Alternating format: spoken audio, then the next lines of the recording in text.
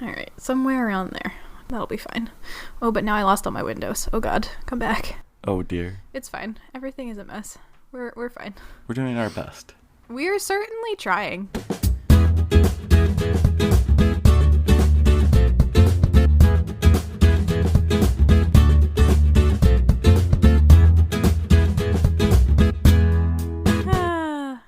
Hello, Alan.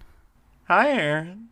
I would say how are you, but offline we just had a whole conversation about how we're like fine, but not ideal. Yeah, everyone has those days. Mm-hmm. Everyone makes mistakes. I feel like this is going down some kind of lyric or poem line that I am not picking up on because I'm not. Are you telling 100%. me you don't recognize the American masterpiece that is Nobody's Perfect by Hannah Montana? No, I do not, because I am not a youth. Wow. Next time I'll bring some Hannah Montana fan fiction, and then we can truly dive into her discography. Must we? Is that a thing we must do? I think it is imperative that we educate you, This podcast is for educational purposes as well. I'm unavailable for further notice. Please leave your name and number and I'll get back to you as soon as I can. Beep. This mailbox is full. Sorry. Oh man, if that's not the truest recording, that's hilarious. Yep. So Aaron, well, first of all, welcome back to the Fic List, everyone. Woohoo, we're back. We are a little worse for wear, but we're here. We're still kicking. We should clarify that good things have happened miraculously. Yes. In between our last recording and now. In fact, we took a little bit of a break because we had so much pent up anxiety and feelings about the good things that happened that we just both were we gotta sit down for a minute. We need to collectively process the trauma of the last 4 years and 5 days. Yeah. And we wanted to take the weekend to celebrate that Joe Biden won the election, regardless of how you feel about it. Woo! Emotionally, people, the facts are that he won. And we're super excited about that. And then we also, I don't know about you, but I feel like a lot of things started crashing basically immediately after that party was over. We all were really happy for 24 hours. Uh-huh. And then it was okay, now everything is terrible again.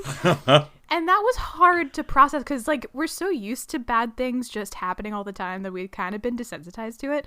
And then I think we had that one moment of levity and we remembered what it was to feel joy as a collective, and then going back to being oh yeah, shit's still terrible was really hard. Yeah, it's almost in this particular case, the day we took to celebrate was just it just hurt us more than it helped in the long run. Yeah. But which is really awful to stop and think about. Collectively, we have forgotten what joy feels like. Mm-hmm. Yeah. And I've been reading a lot of takes, which were smart, from people who've been doing civil rights work and general sort of activism work for a long time. And they were hold tight to the moments of joy because they're fleeting and they get you through there's always pushback, and that's pretty much immediately what we fell into. And so I've been trying to follow that advice, but it's hard, guys. So I hope this episode we can just reclaim a little bit of just sort of a general joy, not necessarily political, because this doesn't really have anything to do with politics, but just a little bit of happy, fun things, because I think we need it again. If nothing else, friends, remember, the holidays are coming. It's Christmas. It is now Christmas. Merry Christmas, everyone. Alan, this episode is going to go out around Thanksgiving. Your point? Which means I technically can't sassafras you because I did tell you that you could have Christmas after Thanksgiving. No. We said after Halloween. Don't try to sneak in a sneaky little timeline change. I refuse to accept these facts as true. Roll the clip. No. Caitlin, roll the clip. No. Oh, we should tell the listeners at home that you finally met Caitlin because I ambushed you with her. I met Caitlin. Thank you for saying it exactly how it was. There I was at a collective friend's socially distant birthday barbecue potluck thingy. Mm-hmm. It was also a costume party. Which no one told me about. It was on the Facebook post. I don't read the Facebook post. Well, that is your issue. I was one of 3 people that were in costume, and if anyone knows the movie Midsommar And the May Queen outfit, Google it. That is what I was wearing. To be fair, Minus you the looked cape. incredible. I mean, it was wonderful. That is very kind, and I'm very proud of it. But there I was stuffing my face with a pulled chicken sandwich, and Aaron walks up with this lovely person and says, "Hey, I want you to meet Caitlin." And I was like, "Hello." Mouth full of pulled chicken just like drops. Truly, I was not. You literally like, what the fuck? And I was like, this is the greatest day of my life. I was not mentally prepared, but it was an absolute joy to finally meet Caitlin. We had a great time. We had some great conversations. Mm-hmm. And now I can ask Caitlin to roll the tape. Yeah, even though she doesn't have access to any of our recordings because she's not part of the creation process of this podcast. She'll find a way. But I'm sure she would roll the tape for you. She would enjoy sassafrassing me enough to help you in that endeavor. You know what I mean? Oh, that's what I'm counting on. Like any I've good gotten friend. a new ally. Yeah, like any true like ride or die friend, she's here to like sassafras the shit out of me, which is the best. I mean, that's also our friendship in a nutshell, right? Like that's how that goes. Exactly. Other people are not allowed to make fun of you, but I 100% am. Exactly. Anyway, this whole intro has nothing to do with the episode at hand. Well, actually, I retract that statement. There we go. This episode is about a tag that is meeting the family. It is meeting And the family. You met Caitlin. So, Oh. yeah, that worked out. I love that. Yeah. Are we the Ficklist family? I love that. We can be. Ooh, do y'all want Ficklist fam? Like, should that be a thing? We'll put it on a sticker. I think that should be a thing. I think I love that. Evelyn, do you want to Hashtag draw Ficklist fam. something? Anybody? It ain't gonna be pretty. I will do it, but it ain't gonna be pretty. If I do it, it's gonna be like a little stick figure with a smiley face that says hashtag *FicklessFam in my shitty handwriting. So, like, can we upgrade from that, please? Honestly, though, I think that fashion's coming back, you know? What, the really shitty? Like, really intentionally not great graphic design. I think you're just saying that to assuage my inferiority in the art world feelings. But I appreciate that you're trying to make me feel better. It's my job. Yeah. It's my job. Isn't it? So back to our tag, meeting the family. Yeah. We decided last year we did Thanksgiving, and this year we wanted to do something like Thanksgiving adjacent, you know, because you think Thanksgiving. To me, I feel like there's essentially 2 holidays, maybe 3 holidays that you bring like a significant other to, like to there's a Spanish word called convivir, which is like essentially live amongst, but the word is supposed to be like, you know, you get to like enjoy being around your partner and your family, and it's that wonderful feeling.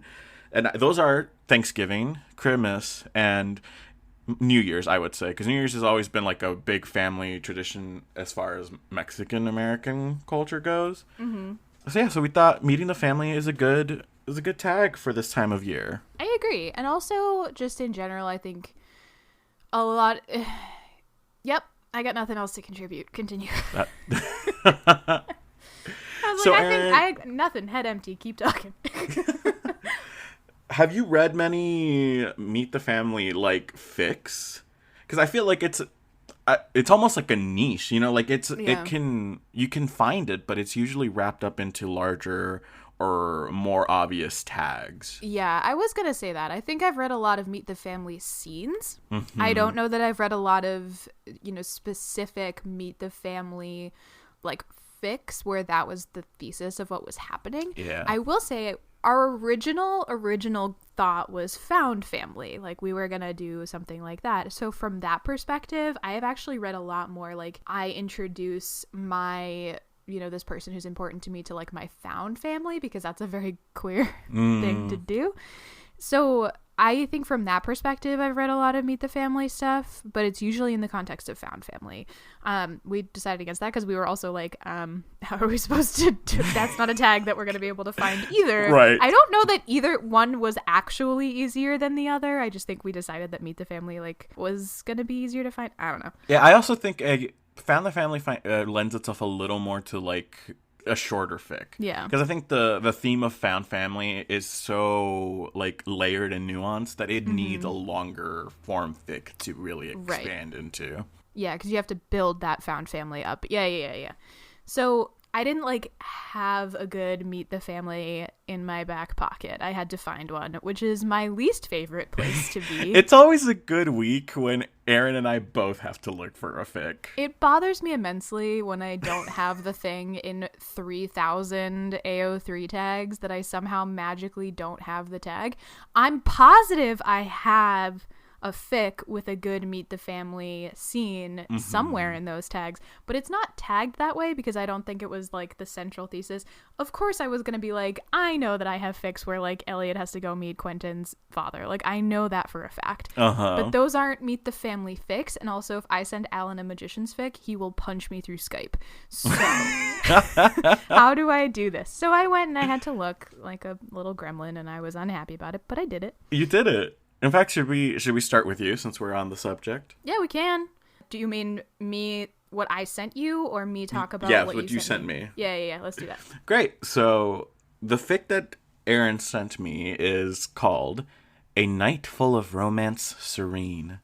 It is on AO3, and it is written by the good, the bad, and the nerdy. It is a To All the Boys I've Loved Before fic with the Peter Kavinsky and Laura Jean ship. And the summary reads, Anonymous asked, Kavinsky at prom night and or the first time that Laura Jean introduces Peter to Margot properly. It's not creepy for me to ask to meet my little sister's boyfriend, Laura Jean. Laura Jean threw her hands up in exasperation. It is when you demand, and I quote, 5 minutes alone with him to scope out his intentions. Even Dad didn't do this. So it goes from a prompt into an excerpt summary. And it's unfortunate because there's a lovely little typo here for exasperation. Oh, I didn't even read that. My brain was just like, it's fine. We can flip those words back or those letters back around for you. I fixed it. So the fic, as it says in the prompt, I think that the person, the good, the bad, and the nerdy did a really good job in kind of marrying a prom night with meet, like the elder sister prompt. I think it was done really beautifully. So the fic does start with Laura Jean kind of having a discussion with Margot, being like, I do not want to introduce you. Let's not make a big deal out of this. And Margot being like, listen, I need to do this. Like, I need to know the intentions of this boy, because she's filling in for their mom who's passed away. So I understand, as an older brother, I understand where that protective, like, I should meet the people you're spending time with mentality comes from. Then you have Kitty come in and also vouch for Peter. So I have a few things. One of them being, I found it a little strange, and to be frank, I read this morning when I woke up. Sure. So maybe I was we are like the pinnacle of prepared here. We are the presidents of Procrastinators Unite tomorrow. Yeah, I have absolutely... It took me a minute. I have absolutely no ground to sassafras you on this because I read these very late last night, but I'm just going to sassafras you anyway because, again, that's my right as your friend. I love it. So maybe I wasn't warmed up to human interaction yet or something, but I found it... So the way that Kitty talks about Peter and, like, their relationship, Kitty being Laura Jean's younger sister who's in the 6th or 7th grade... was a little weird to me. Oh, like, yeah, no, I'm with you. She texts him, and he texts her, like, a picture of him pouting so that she waits for him so that they can both watch Sailor Moon together. And I'm like, that's a little weird. That's a little weird for a junior/senior in high school to be texting a 6th, 7th grader. Yep. And I would like someone who has read the book to come forward and tell me if maybe they were, like, childhood friends and maybe, like, Kitty played with Peter when they were younger, and maybe, like, it's more of a, like, the family element is more pronounced. But I think from the fic, I didn't get that. Like, I didn't get that they used to be childhood friends or anything. So it's like a little weird. Yeah, I mean, I 100% agree with that. I don't, like, stand by this fic as, like, the most perfect thing ever, the way that I sometimes, like, will lay myself on the hill. This was very much just, like, the thing that I chose. Yeah. And I would agree that the way that this relationship is framed it's not intentionally weird, but it does read a little weird. And in the movie, they walk a pretty good line of being like, Kitty is a very inquisitive, very sort of like super nosy, inserts herself into like Laura Jean's life in a way that is probably more forward than would be appropriate in real life. It's exaggerated for the purposes of the film. Right. And Peter does have to like win over Kitty in order to like get to actually win over Laura Jean, because Laura Jean puts so much value in her family. Yeah. So I think that just got translated weird in this fic, and it's not reading with the same sort of intention. Yeah. As like with that back thing. And you probably still haven't seen this movie, right? Actually, I watched it last night. Wow. Okay, cool. I know. So Very she's proud coming of in you. with knowledge. For like the first time. Absolutely rude. Rude and churlish. Inconsiderate. I don't care. No, but anyway, I mean, I think if you've watched this movie recently, then I think you can either agree or disagree with me on that. But I think that was probably what it was attempting and just didn't quite hit. Yeah. You know? Yeah, I would agree. Yeah, that's a really good point. So yeah, the fic starts out with Margot trying to get Lauren Jean to introduce her to Peter as her boyfriend, and Kitty coming to Peter's defense and being like, "But look, this is him. Like, you know, he's really cool and stuff." And Laura Jean finally being like, "Fine, I'll ask." And she asked Peter, and Peter's like, "Yeah, I'd love to." Kind of skimming.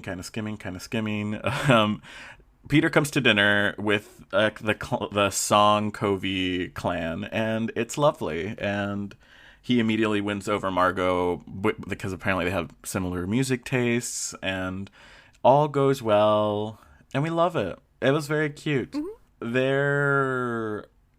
I shouldn't gloss over the actual meeting of the family, because that is the whole theme. It's fine. But it's very like, it's adorable because Peter is like actually putting, like, he wears a nicer shirt and he's like super nervous, and he gets to the door and Kitty's like, "You should actually do something about your hair." And Peter says, "Oh, I forgot. I knew there was something I was forgetting." Yeah, so the meeting the family goes well. I mean, the advantage here for Peter is that he has known them. I think it feels very small town. Like, even the movie, like, everyone kind of knows their neighbors and stuff, so they kind of, they already knew him, and it was an easy win, I will say. Well, correct me if I'm wrong, but Laura Jean and Peter definitely knew each other when they were younger, because they had that whole thing about Jen hates Laura Jean because Laura Jean and Peter like kissed at an 8th grade party. That whole like shtick and Laura Jean was like, "It literally means nothing. Like, we were children." Yep. And I mean, okay, that was like 2 years ago maybe for them, but Laura Jean's like, "It literally doesn't matter." And Jen is like, "It will always matter. Like, it will always matter." Because Jen's a bitch, but you know, whatever. Right. I watched this with a friend, and I was like, she needs to get over it. And a friend was like, "But you tell me, if you were in 7th grade and your friend kissed your crush, wouldn't you have reacted the same way?" And I'm like, some points are made. Some points were made. Would I have carried it into high school? No, because I'm not a hateful person, but I understand. First of all, I don't believe you for a second. I think you would still know that person's name, date of birth, and social security number. I would, but I would not antagonize them. Second of all, I might be too asexual for this question, because I was like, I did not have a crush in 7th grade. So it would have been fine, because I was just like out there living my life, probably reading emo fan fiction on Quizilla at the time. That was probably what I was doing. Love Quizilla. Reading Rip like in peace, Quizilla. Panic at the Disco / anyway. So preparations for prom are underway. It's really cute. You have these scenes with Margot and Peter, like, first the corsage, and then Margot like calling right before to ask if he has the plan, and Peter being like, "Yes, I have thought about everything within an inch of its life. Like, here is the itinerary, and we're all set." And there's a lovely scene where he comes in. This really, now it's just a prom fic, and we love a good prom fic. Laura Jean comes down in a beautiful dress. Peter Kavinsky is... I also don't know why I insist on saying his full name. I think because Laura Jean has 2 names, and I just feel like Peter Kavinsky should have 2. I think she also refers to him as Peter Kavinsky all the time in the movie. So, good. You know how sometimes there are just people that have full names? Like, you just call them by their full name. Yeah. Like, that's just a thing that happens. It's like, you're just a full name person. I don't know what to tell you. A full name person. I love that. So yeah, so Peter is like speechless when she comes in, pins the corsage. It's lovely. And they go to the Waffle House. Chris tries to talk them into like hang out at the Waffle House instead of going to prom. they're like, nope, we're going to prom. They go to prom, and as they get there, as they're parking, it starts to rain, and it's unfortunate. Oh my god, I missed. Sorry, I'm looking at the fic as I go. I missed the part where, as Peter Kavinsky is like admiring how Laura Jean looks, and after he puts the corsage on, he pulls out a piece of paper and asks for a pen and writes Laura Jean a note that says, "You look beautiful, love you, Mina." It's a very sweet way of saying I love you, and a really lovely callback to the film and book. Yeah, that's a nice little like canon touch. Yeah. So now back to prom. They've parked. It starts to rain, and Peter laughs like almost losing his shit because he's like, "Of course I didn't look at the weather. Of course." Which is so funny. I love the idea of someone trying so hard to make an evening perfect, and then, I mean, obviously you can try to plan for everything, but it doesn't always work out that way. So that was sweet. And they run to the gym under his like suit jacket, and then they kiss, and that's the end of the fic. It was lovely. Yep. So let me look at my notes. We love notes. We love some notes. There was not many. Yeah, I don't have a whole lot of notes for these either, but I have noticed recently, I don't know about you, but my memory is just like shot now. Yeah. Like it's just bad. Yeah. I was like, oh, I can't just regurgitate stuff anymore. Like I have to write things down now. Yeah. 2020 has taken its toll. I was like, am I old or is it 2020? Yeah. It's like, or is this like... No, I fully believe it's 2020. Yeah, like the emotional carnage of 2020 has just rendered my brain a little bit less useful than it was before. So I felt like... I feel slightly bad about this. I felt like the grammar was a little strange in places, and I felt like it threw off the rhythm of the fic for me a few times. So in particular, there's this paragraph near the beginning when it's still the conversation between Margot and Laura Jean, and I'll read it to you. It says, "There's an unspoken wavelength between them, one that shares an image of the same woman, has a conversation about the weights the elder absorbed too early and can't shake, the guilt the younger harbors for making the other worry in any way." And I think they're trying to be like it's trying to be like poetic and emotional and evocative of, you know, the relationship between two sisters after the mother has died. And I think because none of the rest of the text isn't written as like poetically, it kind of falls short. And I felt that every now and then we dipped into that, and it just throws off the groove a little bit. And it was just a little minor thing, but it was definitely enough for me to notice and be like, okay. Yeah. Like, not that it detracted anything from how delightful the fic was and how like fluffy and cute, and I loved it. You know, it was a good time. What I'm also realizing after I finished reading the fic is, I don't think I'm in love with this like pairing, like the Laura Jean Peter Kavinsky like To All the Boys I've Loved Before thing. I was like, I don't know if it's just because I came to the party too late or not, but I'm not like a fan. Also, here's my review of To All the Boys I've Loved Before. Yeah. I liked the film, but I did not love it, I don't think. And I think part of it is it came out in 2018, and I think I was so shocked by how much it was a fake dating AU. And I think you've told me that, or I read a fic that you sent from this fandom, and I was like, whoa, it's fake dating. But I was shook by how much it was a fake dating AU. The problem is that, to me, I think that there wasn't enough space in the film to really like delve into the like fake dating, like the tension that builds up in a fake dating relationship. I feel like from the get-go, Laura Jean and Peter Kavinsky are like good friends. Like, I didn't really buy that they hadn't been friends, or that they hadn't spoken at great length before. They were just so comfortable around each other immediately that I was like, where's the tension? Where's the like, I wanna anticipate the kiss at the end. And to me, it felt like they were in love pretty quickly. And I think part of it is that they tried to condense so much of the book into the film, and it's a decent length film. It's an hour and 40 minutes, but it just fell short. And I wonder if I would have enjoyed this more in 2018, because I feel since then we've had quite a few successful and wonderful films that take fan fiction tropes and like execute them like to a T.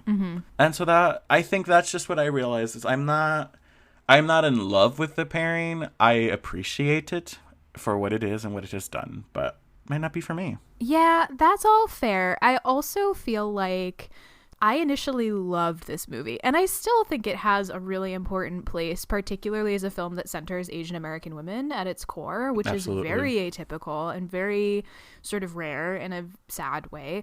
But the original film is just so centered on this like wonderful mixed race family, and they have this complicated relationship with everybody.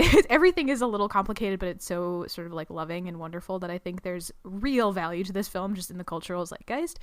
But also, did you watch the sequel?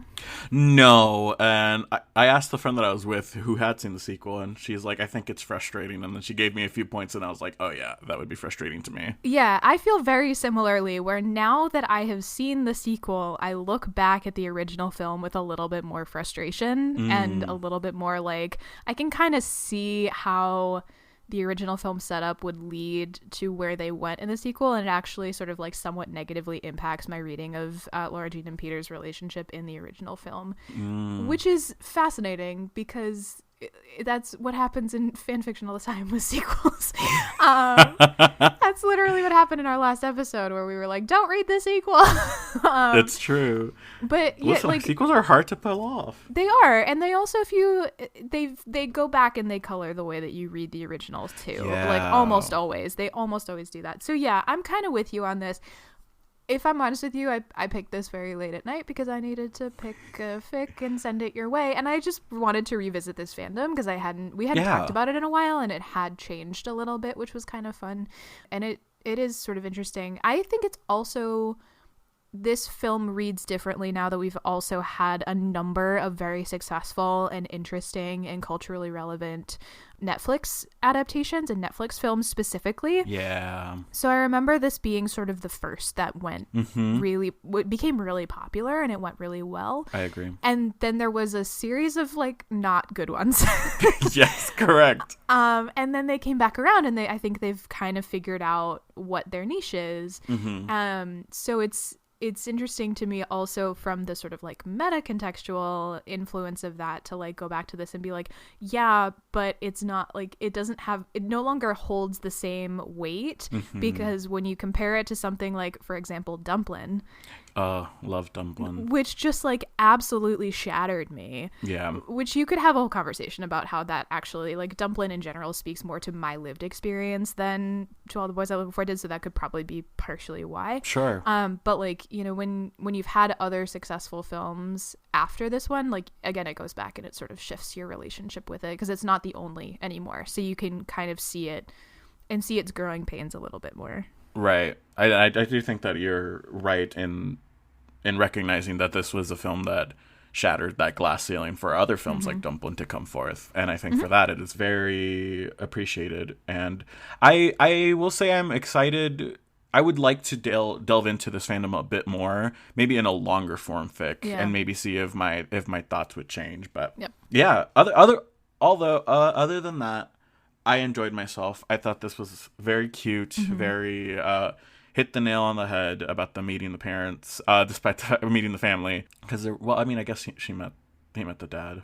But even in the film, the dad was kind of, yeah, I'm here. Yeah, he's very white bread, which is fine. I mean, which makes sense. Yeah, and it's really about meeting Margot, who is like sister. And I also thought that was kind of interesting, where it's like, it's not meeting the parents, it's actually meeting the family. And like, that dynamic is different than meeting the parents. You know what I mean? Right. So, very good. I would give this, like, I would say a 2.8 out of 5. If we have to round up, it would be a 3.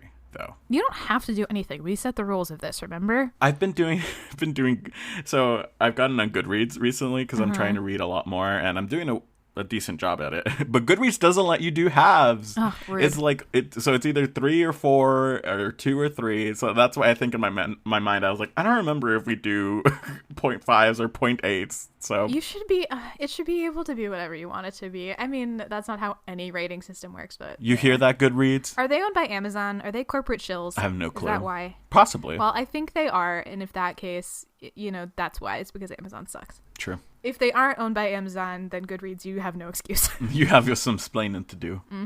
All right. Yay. So, Erin, what did I send you? You sent me a fan fiction. I did. Yep, because that's what we talk about. It's called Small Talk on AO3 by author Quaffles, which I'm assuming means they write some Harry Potter too.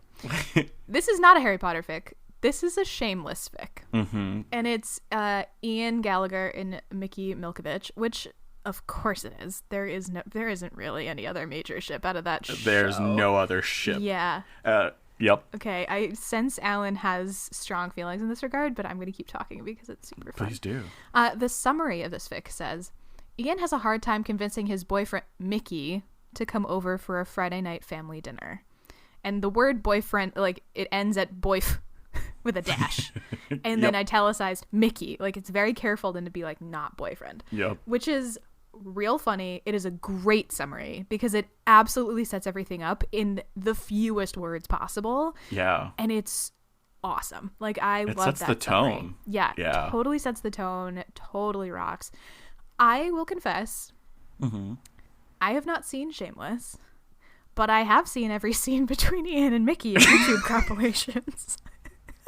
There's a 45-minute YouTube video that you can watch that just goes through the whole relationship, and you don't have to watch any of the rest of the show. Oh my God. I love you so much as a human being. Thanks. Here's my relationship with Shameless. My roommate loves to watch TV shows, and she randomly started watching this one night. And so whenever I would go out and make dinner, I would catch like bits of episodes in the living room. This show is so depressing. How do people sit and watch it? Every bit I caught was just devastating, and I hated it. Yeah. So I read a lot. I read like the wiki for Ian and Mickey. Yeah. And that's the extent of my knowledge on it. Yeah. This show has an interesting, I mean, from the like 45 minutes I've watched of it, it's an interesting take on the experience of being both, meeting the intersection of like white poverty and being queer and what mental illness looks like in that situation. And there's a lot of really big issues at play in the show that can get really dark, but also plays as dark humor a lot, because there's no other way for this family or these people to get through it other than to just like accept that their lives are a little absurd. And like, it's hard to get through some of it because you're like, oh wow, you guys are like objectively miserable. Yup. But it's also really real in that sense. Like, people live difficult lives, and this doesn't shy away from a lot of the difficult things that can happen in that situation, which is fun and interesting. And I commend them for actually committing early to an extremely complicated but interesting and given real weight queer relationship on this show. Yeah. I'm not saying that they are perfect. No. Because they are not. But they committed early on that they were going to be real people in a real relationship and taken very seriously from that perspective in a way that a lot of other network shows will not do. True. And that's pretty cool. And it also is kind of what we talk about when we're like, we don't want perfect representation, we want good representation. And those are two different things. So when we're talking about, like, you know, they aren't perfect caricatures of perfect queer people who like sit around and wave their pride flags and just like are your like nice queers or whatever. It is an experience of queerness that is authentic and interesting and complex, and they're also slightly terrible people. Yeah. Which, you know, queer people can also be slightly terrible. That's a thing that can happen. So that's very true. So this fic in particular, I think, is set in something of an earlier season, because there's some characters in here that I think don't exist in later seasons based on the Wikipedia that I checked, because I was like, I don't know one name in this, and I was like, okay, who is this? But the basic tone of it is that it starts out with Ian talking to Fiona, and Fiona's trying to like fiddle with the gas stove to get it to turn on, and it just like is not, and they're like, well, fuck nuggets. And Fiona's not happy about anything, and Ian's like, well, what's for dinner tomorrow? And Fiona's like, what's it to you? And Ian's like, I was thinking of inviting a friend over. And Fiona kind of like picks up right away that this is a thing. Like, this is a thing with a capital T. Goes to interrogate him, but is interrupted and isn't able to. And Ian kind of just like bolts and like backs out of the conversation. So, and then like immediately the next thing that happens is it cuts to Ian and Mickey fucking in a field, which is like so on brand. Can I cut in right here? And Yeah. like really quick, ever since so you told me this a few episodes ago, and then Caitlin told me this when I met her.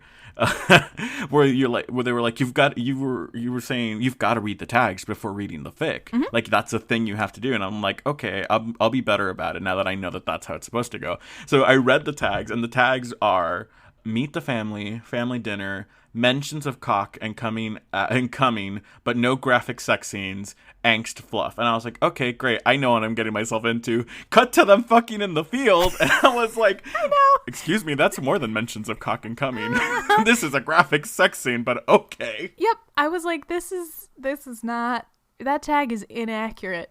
Friend Quaffles, get your life together. What are you doing? Friend Quaffles. Yeah, no, for sure. They have like a sex scene, and it's actually taken like what I will say about this entire fic is that from my experience of it, this is taken right from the show. Not that it's an exact like writing out of a scene, it's just that it fits in so seamlessly with like how the show runs and like the point at which they are in this relationship where they're really like fuck buddies, for lack of a better terminology for it, where like Ian clearly gives more of a shit about Mickey than Mickey is able to really give a shit about him, even though Mickey like definitely has feelings but is so repressed and is so fucked up on so many levels that like he's not there yet.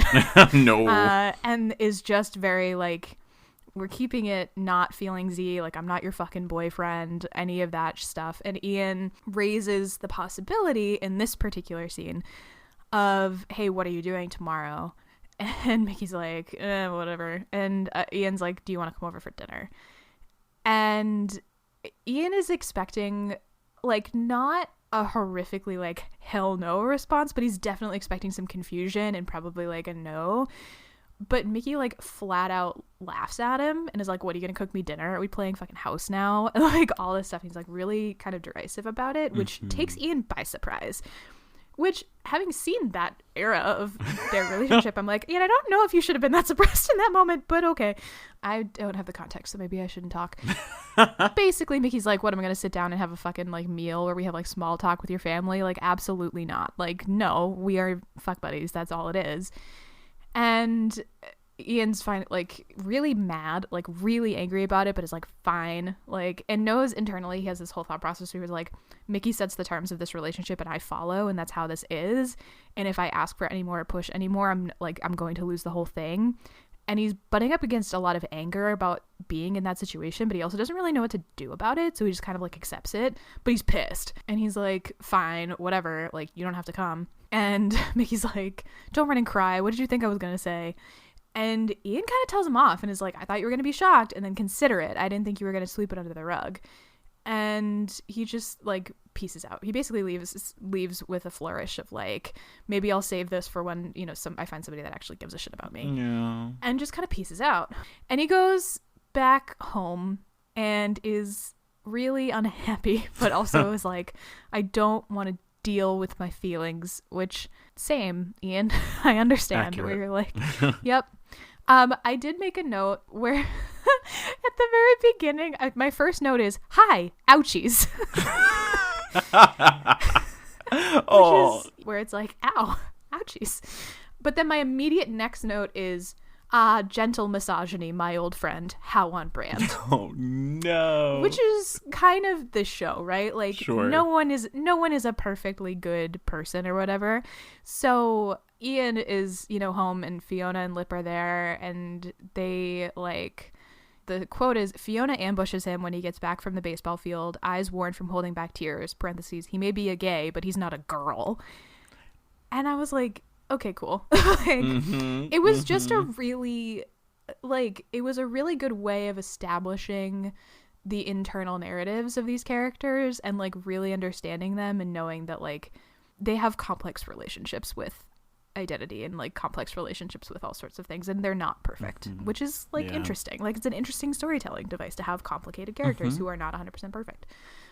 So basically Fiona is like, well, I'm cooking a big meal tomorrow, so we on for this thing? And Ian's like, no. And Fiona's like, all right, well, then he doesn't deserve it. He's an asshole. And Ian's all upset.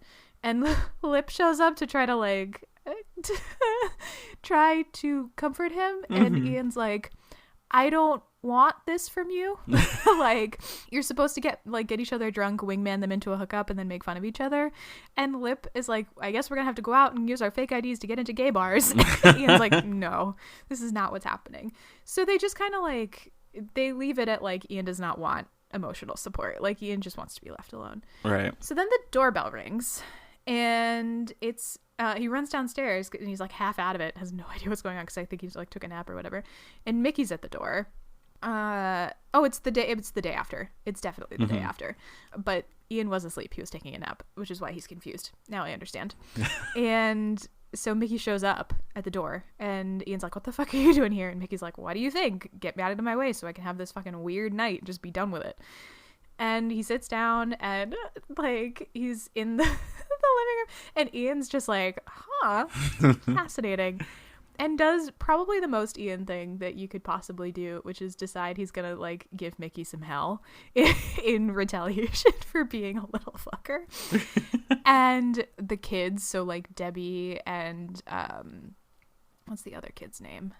Carl are sitting around and just like whatever, and Mickey sort of like looks at Ian like, don't leave me there, don't leave me with these children, I don't want this. So Ian like smiles and just like leaves him to the dogs, and that's basically exactly what the quote is. So I thought that was funny that there was like some real give and take here that was like very fun. And they have dinner. It does not go well. Nope. It does not. Yeah, Fiona's boyfriend, I guess. This was the guy I didn't know. Because he doesn't feature in the story of Ian and Mickey on YouTube 45-minute retrospective. Jimmy basically asks Mickey how many times he's been to juvie. And if you're familiar with the show at all, you'll know that Mickey has been to juvie several times and ends up in and out of jail all the time because he is a very violent offender. Yup. And they have this very terse conversation, which Ian is reasonably certain Fiona started. Like, Fiona orchestrated it and just made Jimmy ask the question because she didn't want to seem like the mean person who's being like, hey, so you're gonna go back to juvie, you fucker? But that's basically what Jimmy asks him, and Mickey's like, no, anybody who's been to juvie will tell you that it sucks and I don't want to go back. And Mickey gets all like defensive, and it's a whole thing. But overall, like, it actually doesn't go as bad after that point. Yeah. They sort of like back away from that conversation. Fiona seems satisfied, which means like, yeah, of course she orchestrated it. And then the rest of the meal goes pretty smooth. And then after dinner, Ian goes up to Mickey and was like, cool, so that wasn't terrible, I guess.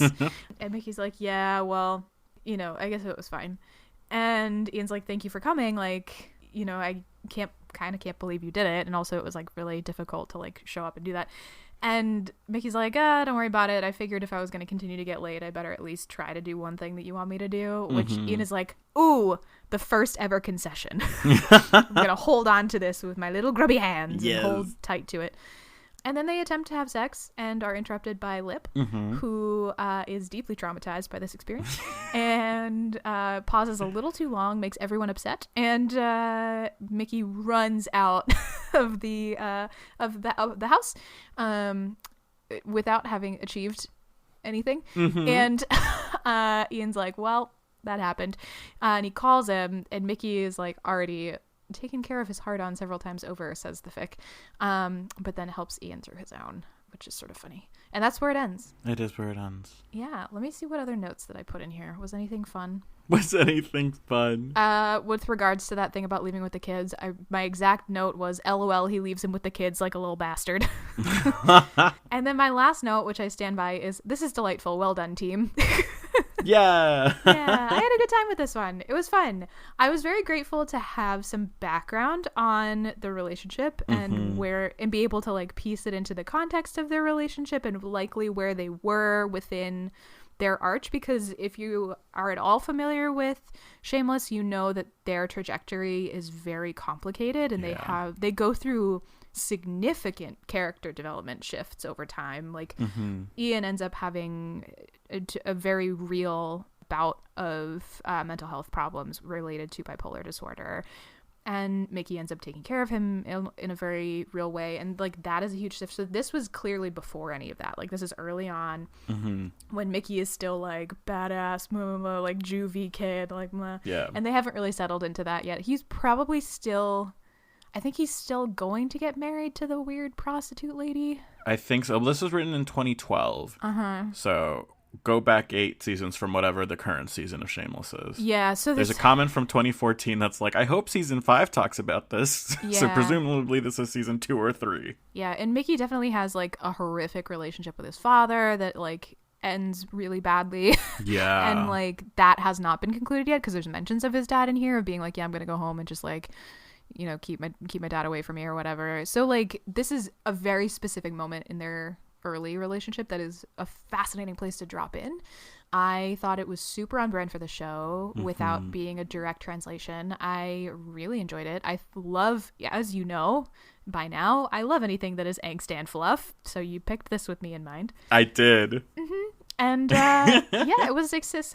I think my only criticism is that the tags were fairly misleading. Yeah. And I mean, I think as far as Meet the Family goes, I think it really fulfills the terms of the tag for meeting the family while still being really interesting and really sort of like, like that kind of went well and it kind of didn't, which is a very real thing.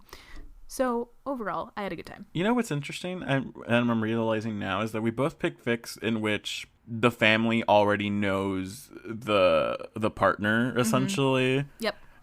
You know, some to greater degree than others, but it wasn't like a complete surprise. Yep. We also picked fics in which they are not meeting the parents. The parents, yeah. Yeah. I was thinking that too. Which is kind of fascinating. So, we kind of wound up in a found family hybrid anyway. Anyway. But yeah, no, I mean, do you want to talk about this a little bit before I rate it? Or I think that everything you said, you know, kind of hit true, and so Ian and Mickey is a relationship that I've been dying to like speak to, and to me I feel like this has a rather strong following. There's a good amount of fan fiction out there, and every now and then I read one and it always absolutely devastates me. And I think part of it is that when I was coming out, when I was a young teenager, I had a fuck buddy essentially for a long time, and he was a little rough around the edges, very Mickey-like, and I think that this relationship just always gets to me in that way, or makes me like nostalgic about that. So I'm happy that we finally talked about it, and I'm glad I found a fic that I think is a good intro to it, especially given where they are in the trajectory of the relationship. And I also want to say that it starts off really rough in the dinner with the question about how many times you've been in juvie, and then it does get better, but it doesn't get good. It's still very awkward, very weird, still family arguments, and to me it's just hilarious and so in line with what the show is. 100% agreed. Yeah, cool. What do you rate it? Thank you. I would give this like a 4.3. Great. Love it. Yeah, I had a good time. I kind of want more of this like little like in-depth moment, or this in-depth exploration of what this developing relationship was. But I also really love how much they gave us in this fic. So like, yeah, I do and I don't. I get that. It's someone who has a very strong grasp of who the characters are and how they would react in situations. Yeah, it feels very on brand, even for somebody who has only seen a segment of the show, like a very very curated segment of the show. I had a good time. I definitely liked it a lot. Excellent. Yay! Another great tag, another week of great conversation of wonderful fandoms.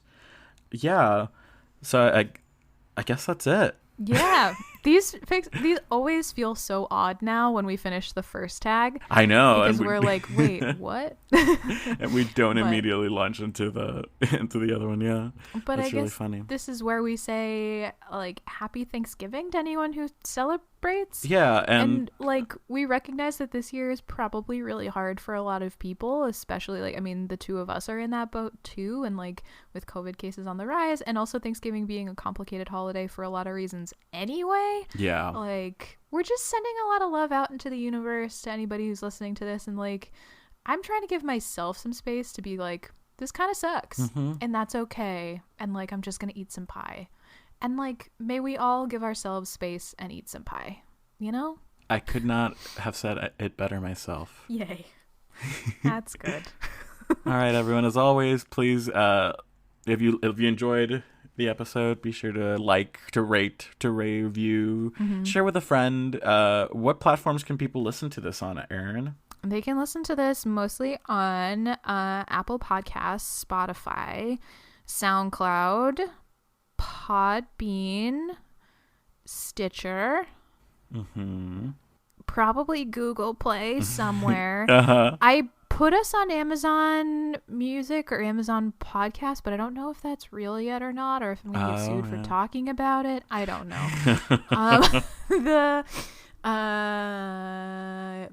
Yeah. I think those are anywhere that major podcasts are streamed. We're probably there because I've just added myself to so many. I've because we are a major podcast. No, I just put the link everywhere because I was like, free hosting, woohoo, and just like went for it. And as always, if you've got any fics or tags even that you want us to read and review, there is a Google Doc form that you can find on our Twitter. Yep. You can find on our Facebook. You can ask for it on Tumblr. It's not on the Facebook. You can ask on Facebook. Find it on Twitter. Yeah. For sure it is there. Just go to Twitter. Yeah, go to Twitter. And I happy Thanksgiving if you celebrate. Be kind to yourselves and others. Yeah. Woohoo. Love you. All right. Okay, bye. Bye. Bye.